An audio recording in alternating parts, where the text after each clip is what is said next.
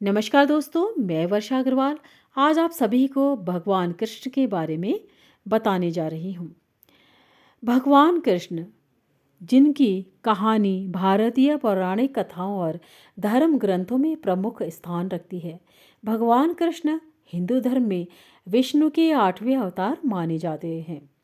उनकी कहानी मुख्यतः महाभारत और भगवत पुराण में वर्णित है। कृष्ण का जन्म मथुरा में कंस के कारागार में हुआ। उन्हें एक महान भविष्यवाणी के तहत कंस को मारने वाला बताया गया था। कंस ने कृष्ण को मारने की कई कोशिशें की, लेकिन वे हमेशा बच गए। बाल्यकाल में उन्होंने गोपियों के साथ रासलीला, माखन चोरी और कालिया नाग का वध किया। कृष्ण ने ब्रज के लोगों को इंद्र की पूजा छोड़कर प्रकृति गोवर्धन पर्वत की पूजा करना सिखाया। उन्होंने गोवर्धन पर्वत को अपनी छोटी उंगली पर उठाकर इंद्र के प्रकोप से ब्रजवासियों की रक्षा की। कृष्ण ने अर्जुन को गीता का उपदेश दिया, जिसमें कर्म, धर्म, भक्ति, जीवन के गूढ़ रहस्यों की शिक्षा दी। उन्होंने पांडवों को कौरवों के खिलाफ धर्म युद्ध में सहायता की। कृष्ण ने मथुरा छोड़कर गुजरात के समुद्र तट पर द्वारका नगरी बसाई और वहां से राजकाज संभाला।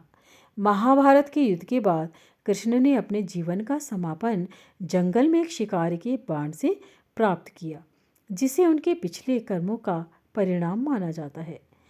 कृष्ण की कहानी मानव जीवन के विभिन्न पहलुओं को दर्शाती है। यह धर्म, सत्य, प्रेम, भक्ति और कर्म के महत्व को समझाने वाली है। उनकी कथा जीवन में संतुलन, नैतिकता और कर्तव्य की प्रेरणा देती है।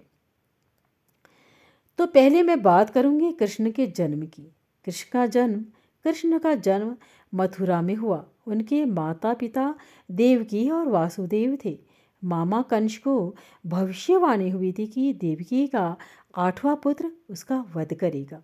इसीलिए उन्हें देवकी और वासुदेव को कैद कर लिया और उनके 7 बच्चों को मार डाला।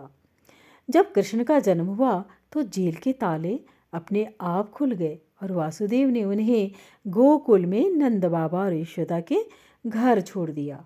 वहाँ उनका पालन पोषण हुआ। कृष्ण का माखन चोरी करना सबसे प्रसिद्ध शरारत है।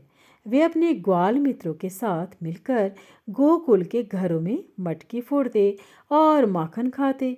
उनकी शरारत को गोकुलवासी प्रेम पूर्वक स्वीकार करते थे। कृष्ण ने अपनी मोहक बांसुरी से गोपियों का मन मोह लिया।